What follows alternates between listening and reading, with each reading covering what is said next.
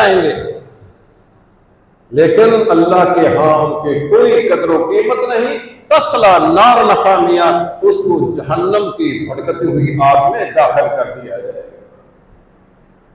اللہ فرماتے ہیں هل انبئکم بالاخسرین اعمالا، میں تمہیں بتاؤں کہ قیامت کے دن لوگ عمل کے اعتبار سے گھاٹے میں کون ہوں گے؟ الذین ضل سعیہم فی الحیاۃ الدنیا وہم یحسبون انہم یحسنون صنعا، جن کی محنت رائگان چلے گی، جن کی کوشش ضائع ہوگی، اور وہ یہ سمجھتے رہے کہ ہم نیکی کر رہے ہیں، اللہ کی نیکی نہیں کر رہے تھے۔ ان کے دلوں کے اندر چھپا ہوا راز تھا، اس کی بنا پر ان کی نیکی برائی میں بدل جائے گی۔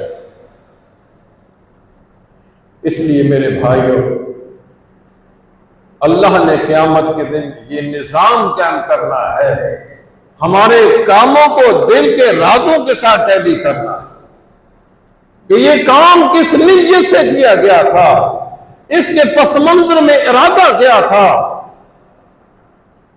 اگر ارادہ بھی اچھا، کام بھی اچھا، وہ کامیاب اور کامران۔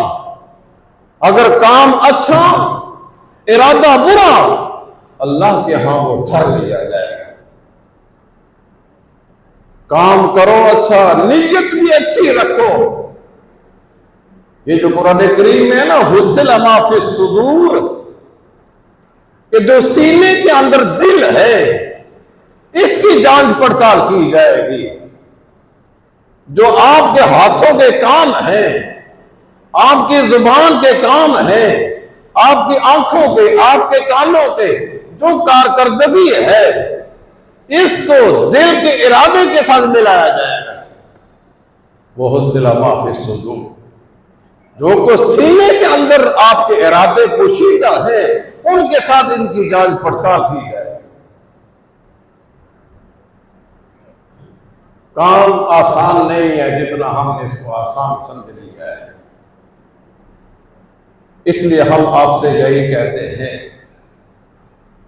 اللہ سے ڈرتے ہوئے کہتے ہیں، کہیں ایسا نہ ہو کہ ہماری کوئی کی ہوئی محنت ضائع ہو جائے۔ اس لیے اللہ نے فرمایا عاملۃ ناصبۃ تصلی نارا حامیہ، بہت سے لوگ ایسے ہوں گے جو کام کرتے کرتے تھک جائیں گے، لیکن تصلی نارا حامیہ، وہ اللہ کے ہاں جہنم کی بھڑکتی ہوئی آگ میں اس کو جھونک دیا جائے گا۔ دعا اللہ سے کرتے رہا کریں کہ اللہ ہمیں ایسا کام کرنے کی توفیق دے جو قیامت کے دن ہمارے کام آ جائے، جو قیامت کے دن ہماری نجات کا باعث بن جائے، جو قیامت کے دن اللہ کی رضا کا سبب بن جائے۔ اگر ہم نے دنیا میں کام کیے، قیامت کے دن ہمارے کام نہ آئے، آپ نے کبھی دیکھا ہوگا کسی درخت پر پرندے نے گھونسلہ بنایا ہے، وہ گھونسلہ اس کا گھربندہ ہے، وہ گرمی میں، سردی میں، بارش میں، آندھی میں، اس میں وہ رہتا ہے۔ اگر تیز ہوا چلنے سے اس کا گھربندہ تن کے بن کر زمین پہ بکھر جائے، آپ نے اس پرندے کی پریشانی کو دیکھا ہوگا۔ وہ پرندوں، وہ ان تنکوں کے ارد گرد اڑتا ہے، پریشان ہوتا ہے، وہ چکر لگاتا ہے، یہ میرا گھربندہ آج بکھر گیا، جس میں نے رات گزارنی تھی وہ آج تن کے ہو کر ختم ہو گیا۔ ہمارا یہ نیکیاں جو ہیں ہمارا ایک گھربندہ ہے، قیامت کے دن ہم نے ان نیکیوں کی بنا پر آرام میں رہنا ہے۔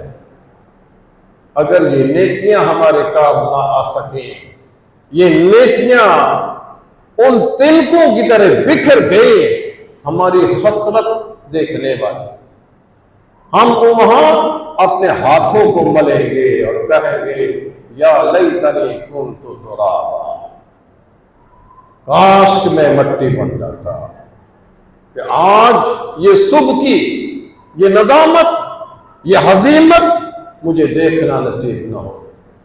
اس لیے میرے بھائیوں، ہم آپ سے یہی کہتے ہیں، آپ نیکی کریں، جی بھر کر نیکی کریں، اور اس نیت سے کریں کہ قیامت کے دن یہ ہمارے کام آ جائے۔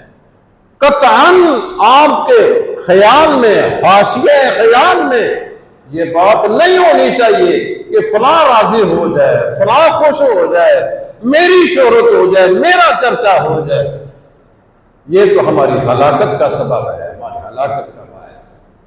اللہ تعالیٰ ہمیں اخلاص کی نعمت سے مالا مال کرے، اللہ کے لیے کام کرنے کی توفیق عطا فرمائے۔ اخلاص کے لیے 3 چیزیں ہیں کہ وہ کام اللہ کو راضی کرنے کے لیے کیا جائے، وہ کام جنت کے حصول کے لیے کیا جائے، وہ کام جہنم سے بچنے کے لیے کیا جائے۔ جو انسان نیکی کا کام کرتے وقت یا برائی سے بچتے وقت ان تینوں کی نیت کر لیتا ہے، یا تینوں میں سے کسی ایک کی نیت کر لیتا ہے، اس کا مطلب یہ ہے کہ وہ کام کرنے میں مخلص ہے، اس کے اندر اخلاص ہے۔ یہ کام قیامت کے دن اس کے کام، اللہ کی رضا کے لیے وہ کام کیا جائے، جنت کو حاصل کرنے کے لیے وہ کام کیا جائے، یا جہنم سے بچنے کے لیے وہ کام کیا جائے۔ اخلاص کے 3 درجے ہیں، ان میں سے کوئی بھی آپ کے دل میں نیت آ جائے تو آپ مخلص ہیں، آپ کے کام کی قدر و قیمت ہوگی اللہ کے ہاں۔ اللہ تعالیٰ ہمیں عمل کی توفیق عطا فرمائے اور اخلاص کی نعمت سے ہمیں مالا مال فرمائے۔ وَأَقُولُ قَوْلِي هَذَا وَآخِرُ دَعْوَانَا الْحَمْدُ لِلَّهِ رَبِّ الْعَالَمِينَ۔